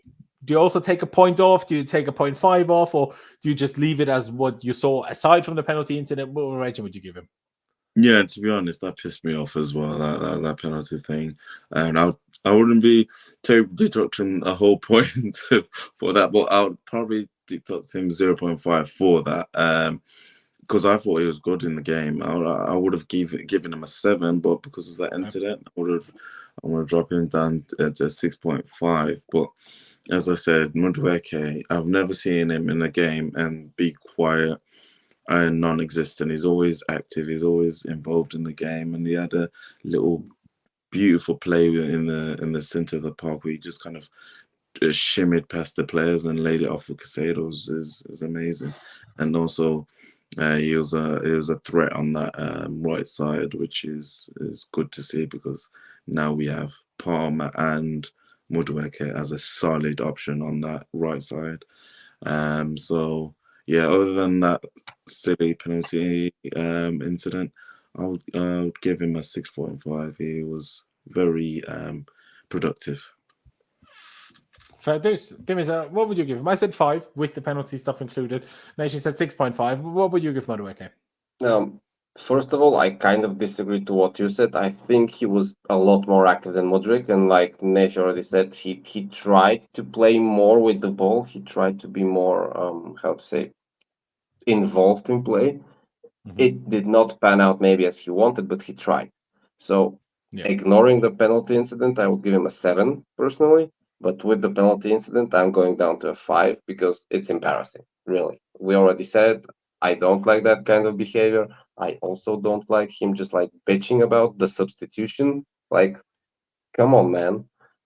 If the coach wants to substitute you, you go off. It's not like you're Cristiano Ronaldo and we need to go in the last minute of a Champions League final. We're winning 5-0 and you're bitching about the substitution. Come on. This is not professional behavior. So yeah, 5 from me as well. And if Mudryk has to improve his game awareness, I think Noni has to improve his people skills and his overall awareness of what he's doing. No, I agree with you. I agree with you. It's I quickly want to touch on the whole substitution thing because partly I also felt he was kind of being a bit endearing where like he saw the name go up and he was just like, it felt like he realized, fuck's sake, I messed up with the penalty, didn't I? And that's what it felt like to me, and that's what it was. I'm fine because I think, as my commentator said, the stadium announcer said he had some sort of issue, and that's why he said like, "No, I'm fine." And then the number went up, and at least he didn't do a Kepa, and he actually came off. So it's something. But yeah, no, I mean, I found it. I understand. Let me say, I understand, but we were winning 5 or 4-0. Yeah, no, it's true. I just found it endearing how you could visibly see that he was trying not to be and not to look annoyed. Like he was really trying. I felt like as he came off. Yeah, I mean, he was, but yeah. I mean, come on. I agree with you completely, Dimitar. As you know, I gave him a 5 as well. But yeah, they need to do better, and he needs to do better. But when you give young people, when you let them off the leash and then you don't reel them in, you shouldn't be surprised at them running even further away. That is true. That is true, because yeah, Poch didn't previously do something when Madueke had the penalty situations. Yes, you can be mad at him doing it again, but if he wasn't told off last time, obviously in his head he isn't doing something bad then, right? So, yeah, that's the only slight benefit of the doubt I'll give him. But yeah, with the substitution, I wanted to say this on Gusto first, right? I actually think when Madueke plays, Gusto suffers a little bit. Maybe defensively it actually helps Gusto, but because Madueke when Palmer plays right wing, Palmer cuts inside and then leaves the wide area open for Gusto to bomb forward. But Madueke doesn't cut inside until he gets the ball. With the ball, he does. But off the ball, he doesn't come inside. So Madueke stays there. And that's why then where does Gusto go? That's why Gusto didn't really go much higher than this today. Because Madueke just occupies this area, which is not a bad thing. And is not a Madueke fault or problem. It's more of, in my opinion, this you can just see the difference for Gusto when, and I presume that will be the same for Reece James, when ahead of them it's Madueke or ahead of them it's Palmer. It just makes a difference. But yeah, that may be true. Yeah. Dimitar, why don't you go first? On the sub itself, what did you make of that? The way he was like kind of at first didn't want to come off and stuff. There she gone. Oh, sorry. Did you say me? Oh, yeah. On the substitution, it was a bit. I like, with when players are kind of angry when are coming off. I kind of like it. Obviously, you don't want it to go too long. I don't want a player to be substituted and then like just running off the pitch and happy. Like, you know what I mean? You want players to be kind of, because back themselves and say, you know what, I can still impact the game, and they still want eagerness to play the game. But maybe on the back of the penalty incident, maybe people were a bit on his back on there, but I didn't really mind it to be. And yeah, at least it wasn't a Kepa incident. I'm a bit traumatized by that, but yeah. Absolutely. Yeah, I think we all are. It's very interesting that the Mudryk rating is jumping between 5.5, 6. It's jumping back and forth. So everybody watching, please place your vote. So, we can actually see what the chat does think. We've kept it out for long enough. We can't wait for Nicolas Jackson as well. Obviously, he gets a 10, but how many more praises can we sing this guy? I mean, it's honestly getting unbelievable. He scored a hat-trick against Man United. Wait, did he? It was, wasn't it? Yeah, he did, yeah. Hat-trick against Man United, hat-trick a week later. He's now scored in 7. He's the first Chelsea player to score in 7 consecutive home games at Stamford Bridge. Wow. He's on the verge of having the most successful goals and assists season in Chelsea history.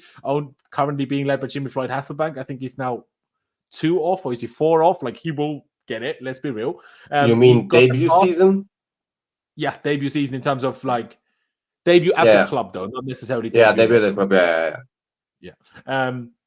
He's scored the fastest ever perfect hat trick. Obviously, first goal left foot, second goal header, third goal right foot, and that first goal we need to talk about it. What an unbelievable goal that is! Like it's outrageous. The nutmeg, then he gets pulled. Okay, a bit lucky to keep the ball. Then the back heel to Jackson. To be fair, shout out Jackson. That he laid it back straight back off as well. Big up him for that. But then he still gets out of being tumbled by the defender. Receives the first touch. Exactly. Looks up where the keeper is, and all of that without taking a touch. And first time it curls the bottom corner. In my opinion, unsavable. Okay, maybe a Courtois saves it because he's massive and Pickford isn't the biggest. But genuinely, I don't think you save that. Like, it's just an unbelievable goal. The ice in this man's veins. Honestly, I'm surprised he can walk, if I'm honest. I'm surprised he's not a walking statue, right? Like, it's unbelievable. I can't believe, there's been a lot of criticism, and I've been one of these people. I've criticized the recruitment a lot.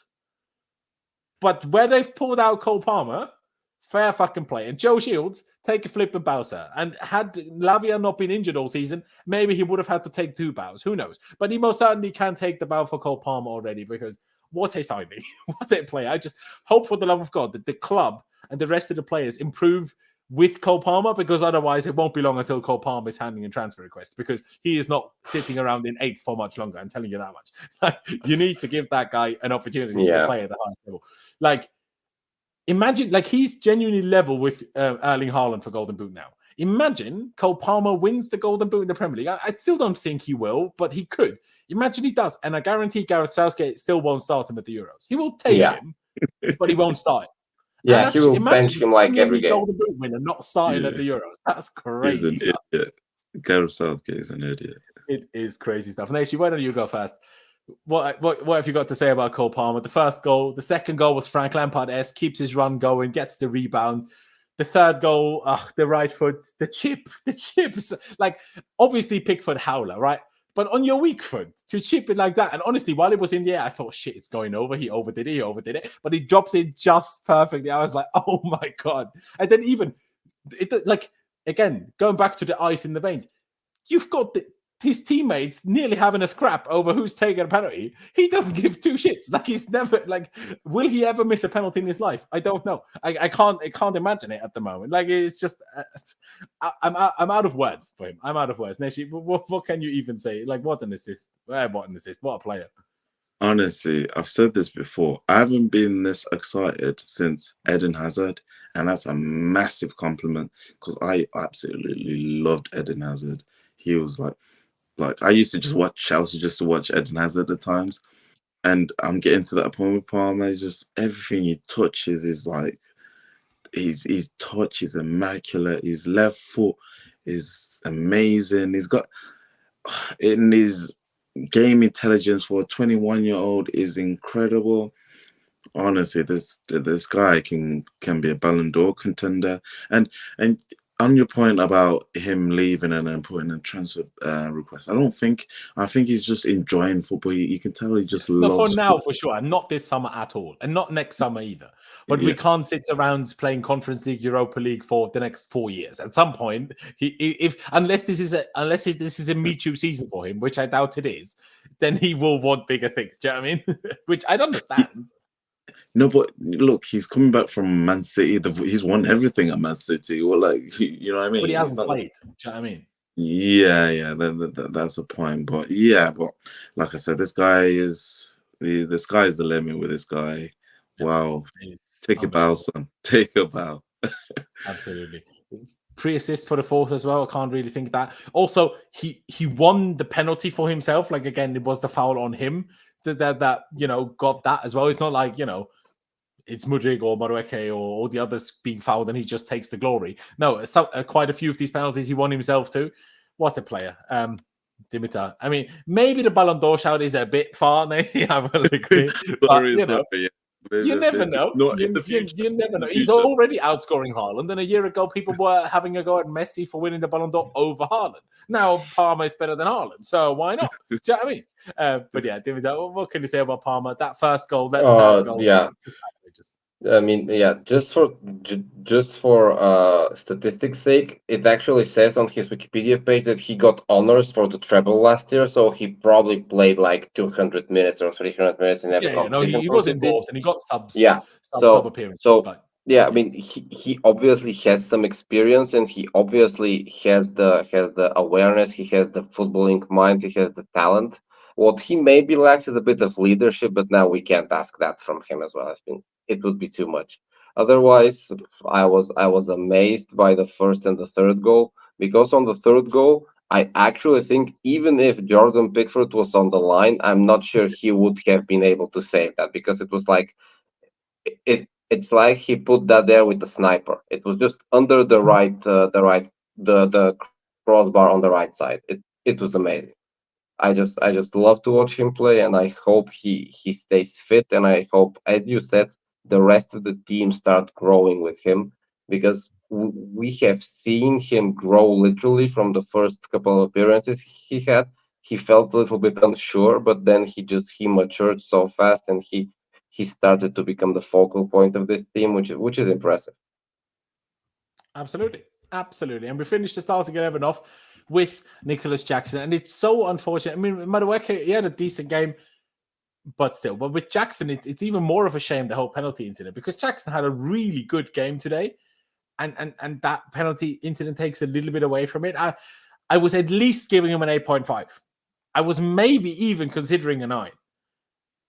Like this, I'm giving him an 8. And maybe in comparison, I was then too harsh on Madueke. I will agree. But Madueke, to me, yes, he dribbled a bit, but other than corners, he never got anything out of taking players on. All that led to is corners. Now, corners are good, and you can score from corners, but you're not getting a round of applause from me for getting a corner. Like, let's be real now, right? Like, Ben Chilwell played 2 minutes at left wing back and, was more dangerous than Madueke. Let's be real, okay? But Jackson was outrageous. Like, that goal is unbelievable. The fact that he took it down with his left foot and then spins more than 180 degrees to volley it with his right foot in the bottom corner. It's a great goal. The assist for Parma is good as well. Obviously, indirectly gets the assist for the second Palmer goal too, with the shot from the Mudryk cross that's saved, and then Palmer heads it in. Just brilliant, honestly. Even the stats: 13 out of 16 passes is good. 5 out of 7 dribbles. He completed 5 dribbles today. That's really impressive. 9 out of 13. I think 3 of them. 3 of the dribbles were in one attack where he passed to Mudryk and Mudryk missed. But yeah. Yeah, was that 3 dribbles? I'm not sure if it counts as 3 separate dribbles, but that was a phenomenal dribble. Absolutely. Yeah. 9 out of 13 ground duels too. Okay, aerials 1 out of 3, but against the Everton centre backs, I mean, when we had set pieces, you could see the whole team is like a foot taller than everyone in our team. But yeah, I thought it was a really good game. With the penalty incident, I have to take something off him. But yeah, I still think he warrants an 8. And without the penalty incident, maybe I would have even pushed for a 9, but it would have depended, obviously, what you guys think and said. Dimitar, on his performance, and then how much on his performance, I can only praise him. He did basically everything what we expect from him at this point. He's trying to attack from the right, trying to attack from the left. He's finding better positions in the middle. He's also passing the ball more, I think, than in the first couple of months at Chelsea. But the penalty thing for him, it's a bit worse than Madueke because he already scored a goal. I can understand if he had not scored the goal, then for him to go and say, "Hey, can I take it?"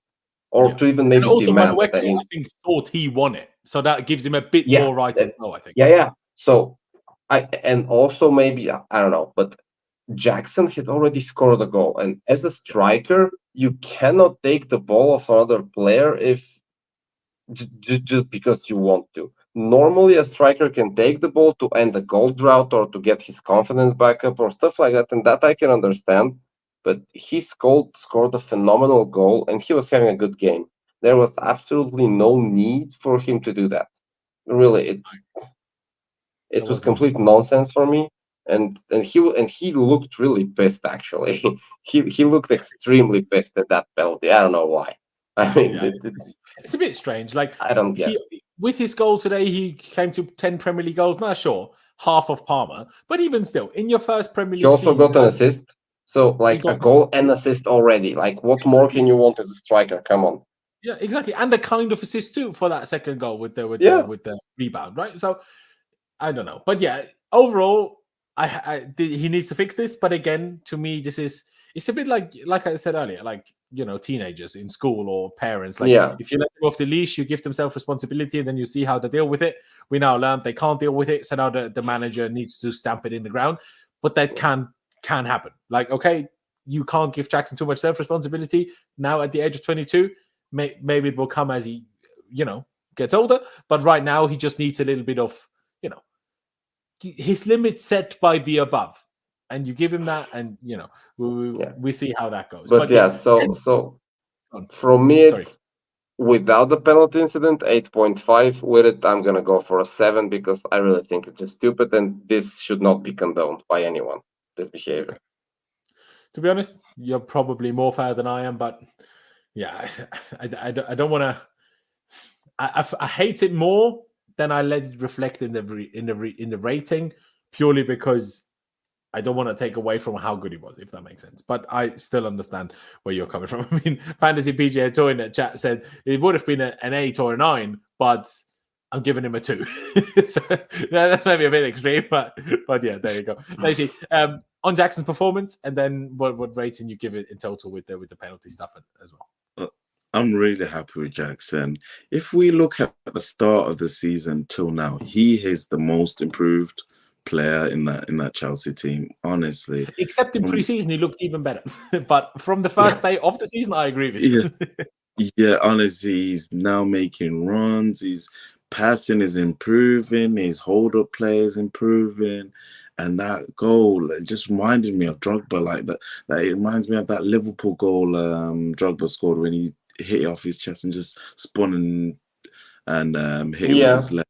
Yeah, it just gave me that kind of moment, and like I said, he's really improving, which is what I like to see, and for that reason, I'm going to give him a 9. I know the penalty incident is really bad and stuff like that. I'm going to try and ignore it on this occasion, and I feel like he was really taking some heavy tackles in that game. Oh, I don't know. Everton should have definitely got a red card. Like, that's what really pissed me off. That, like, they were very harsh on us, Everton. Yeah. he got. I do like that about him. He's not one to sulk. He will get up and keep going. He will maybe. There's always a risk that he loses the plot, but that's also he was. I think. I'm not sure what you think about it, because it wouldn't have been a benefit to Everton, but it almost felt like they were trying to rile him up to get him booked. Yeah. But again, that would have only banned him for other games, not this one. So I'm not sure why Everton would have done that, but it felt like that a little bit. Exactly. And there's a moment when I can't remember that defender's name. He swiped him, and then as he was walking off, he kind of clipped his head with his knee. I think it was Tarkowski, wasn't it? Yeah, Gagowski. Yeah, he was definitely trying to rile him up, but Jackson just kept getting on with it, and he just dribbled past him again about 5 minutes later. So Jackson, I'm really impressed by him. So I gave him a 9. So yeah, and overall it evens itself out. Dimitar took it down all the way to a 7. I took it to an 8. You kept it as the 9. Overall, we meet at the 8, and there we are. One small criticism I do have of Mr. Pochettino today: we were 5-0 up after 64 minutes. We were 4-0 up before half time. And it took him until the 88th minute to bring youngsters on. And even then, we had a left winger youngster on the bench, and he chose to bring Chilwell on a left wing instead. What are you doing? Like, we're 5-0 up, man. Like, all the other games, I understand it. Like, people complain about this often, right? But I'm like, at 2-1, at 1-0, even with a 2-goal lead, I get it. But at 5-0 with half an hour to go, really? Then you bring on Chilwell at left wing? Is that really necessary? I don't know, man. But hey, it is what it is, I suppose. Carney was the first sub coming on for Onana Madueke. Obviously, like we touched on, Chilwell came on for Mudryk at left wing. That was a double sub, as also Palmer was replaced by Casadei. At least Casadei is now getting pity minutes every now and again. And then at the very end, Alfie Gilchrist and David Washington came on for Gusto and Jackson. Also, how hilarious is the Chelsea strikers from Senegal and Brazil are called Jackson and Washington? How on earth has that happened? But anyway, Alfie Gilchrist, our Lord and Savior, I'm going to just give him a goal emoji because he played like 2 minutes. So, like, obviously, we can't give him a normal rating. But the fact that he scored, and see, this celebration, in a nutshell, showed why I want academy players at the football club. Like, some people don't get it, but his celebration is, in my opinion, the personification is the wrong word because it was a celebration, not a person. But you get the point. Like, it's just a sign for why it matters, for why it's important, for like, just, you could see that, like, he didn't even know what to do with himself. He was like, I want to jump in the crowd, but then I get booked. Like, it was just like this. That's football for me. Like, obviously you have like the love stories of Leverkusen, but this is what, as a football fan, makes me happy from the inside, for the small little moments, like this academy graduate scoring his first goal, being so happy. Just, exactly. That celebration is everything about why sticking with our academy boys is better than pure profit. No, I agree. Well, it's not better than points deductions, but we should have thought about that beforehand. Like, now it's a bit late for it. Now I know we have to sell some of them, or a lot of them, but we should have just thought of it beforehand and just not signed a couple of David Washington and Ugo Chukwu and, these lot. But yeah, big up Alfie Gilchrist. I think Carney maybe played long enough. I'll be honest, I didn't necessarily, because then I was preparing the stream and the thumbnail and everything else, so I didn't pay all the most attention. But every time Carney plays, Carney is great. So that's the only thing. I hope he gets a start soon. Now, it won't happen against Man City, I'm pretty sure. But he deserves a start. Like, he needs to start. And I genuinely believe that Chukwuemeka has everything to be a long-term starter for Chelsea. Now, obviously, there is the Nkunku problem, that if Nkunku is fit, how on earth does Carney ever get into the team? I don't know, honestly. But ignoring that situation of competition, I think Carney has everything to be an absolute super player. And I also think that I would still like to, down the line, I would still like to see him used as a number 8 as well, because I think he has the physical capabilities, both in running, in pace and in stamina, but also in physique, to like do a bit of the defensive work as well. He doesn't have to be an all-out attacking player. He's also tall. Like, we complain so much about how we have a lack of height in the team. I know he's not frame-wise the biggest guy, but he's only 20. The frame will still fill itself. I think he's a wonderful player. I'm not sure what rating I will give him. Probably like a, I don't know, 6.5 or something from the bench. But Neshi, rather than focusing on today, just a couple of words on Carney. Do you agree with my positive thoughts on him, or do you not quite think he's that good? He's a good player. He's a very good player, but I feel like he's hot and cold sometimes, and maybe we haven't seen enough of him. I think the best game I've seen him was that West Ham game when he kind of put that ball in the top right corner, and I can't really fault him. I haven't actually seen enough of him, and he hasn't really had a solid run of games, like 5-10 games. So yeah, it's I can't really make a judgment of him as of yet, really. I don't know about you guys. I just haven't seen enough of him to say. Maybe that in the FA Cup game against I think it was a Leicester, that was a good cameo when he came on and scored the third to make it 3-2. But yeah, I haven't seen enough of him to say that he's going to be like the future starting 11. I hear that. Obviously, it's not a full goal conclusion, absolutely, but the things I see, the way he, even when he was injured a lot, even when he gets very few minutes, every time he comes on, I feel like he impacts the game, and that is not easy for being 20 years old, for being injured pretty much all season. I think that is a sign of an impressive player for me, at least. But obviously, you're right. We need to see him start more to make a full gone conclusion. I agree. Dimitar, where do you stand on Carney Chukwuemeka? How do you feel about him? I think the limited things I've seen from him I like, but in general, as you said, I don't know where he could play.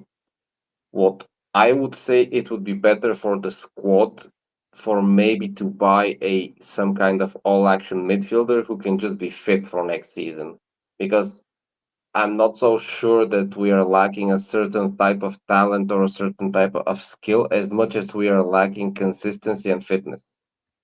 And if we could secure any kind of all-action midfielder who could be consistent and fit, maybe Carney would be the ones I would sell to get this new midfielder in. But I don't know.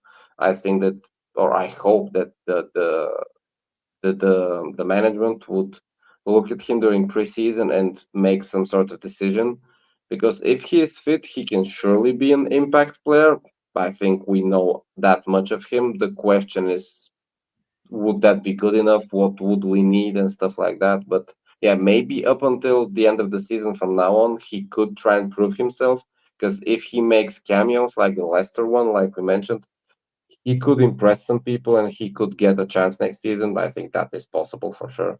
But yeah, I think it's, and that's why I think if he gets used, as the fact that some people claim, and I haven't seen this yet, I don't claim this because I don't know it, but people that have seen him at Villa, but also at youth football level of Villa, they claim he can also play in the double pivot without a problem. So if that is also an option for him, obviously that increases the possibilities of where he could find a spot in the team. But again, only time will tell. Yeah. I don't think the other guys played long enough to really rate. Good to see Chilwell back. Bad to see him at left wing. That's all I'll say. But yeah, we finish it off with a rating for the manager himself, Mr. Pochettino.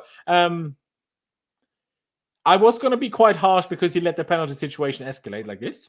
But because of his post-match reaction now, as much as, yes, it is late, but it was a better reaction from him than I expected. So I'm giving him props for that.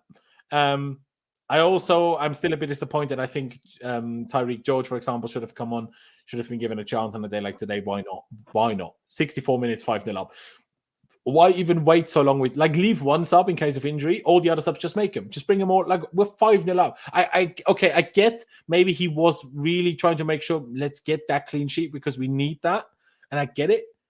But still, we don't have many opportunities. We don't have, well, first of all, we're late in the season, so we only have a cup semi-final left. But we don't have these moments, and because we're still fighting to get into somewhere by the end of the season, it's not like we will be able to play a whole kids team on the last day. So why not use this opportunity? But overall, he picked a good team. The team won 6-0. He spoke well after the press conference. I don't like him.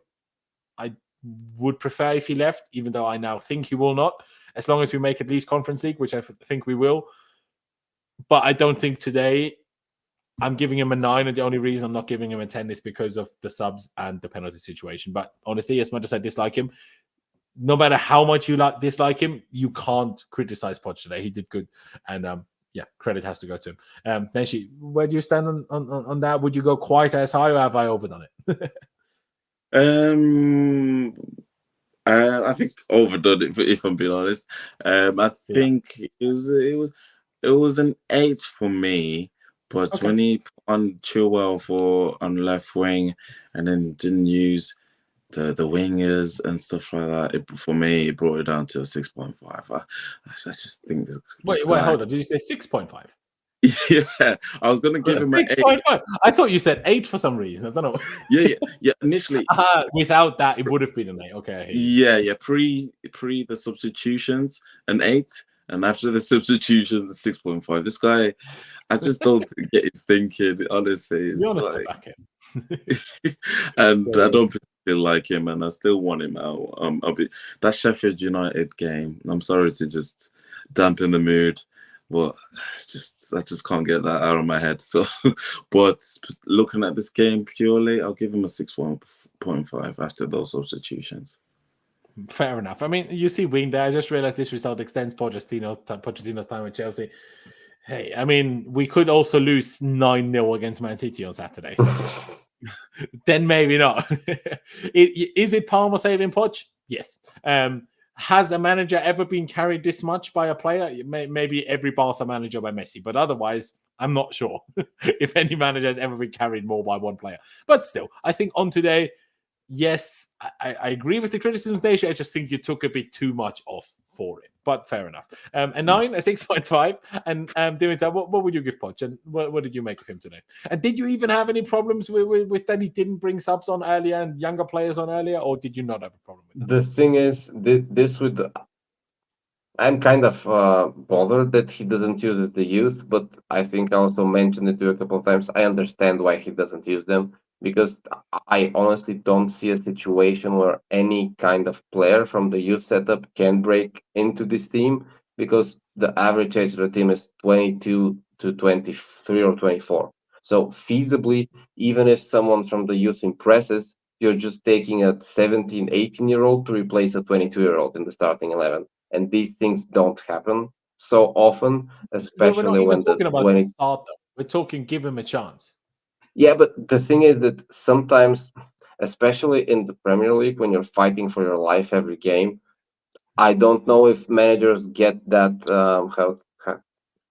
I don't think that when they calculate the risk reward, I think that the risks outweigh the rewards tenfold when it comes to bringing a 16, 17, 18-year-old on the pitch, especially when you have to win every game. They bring it up because we are 5-0 up. For today, I get it. But the thing is, I also think maybe, I don't know, he just wanted that win very bad and he wanted to keep a clean sheet. So I understand that. It's kind of annoying, I know. That's why I'm going to go with the 8.5 as well, because I think... You thought I'd go higher, huh? No, the thing is, for me, in my mind, I also got very annoyed at the penalty incident. And that I can't defend, because up until now, he should have resolved that.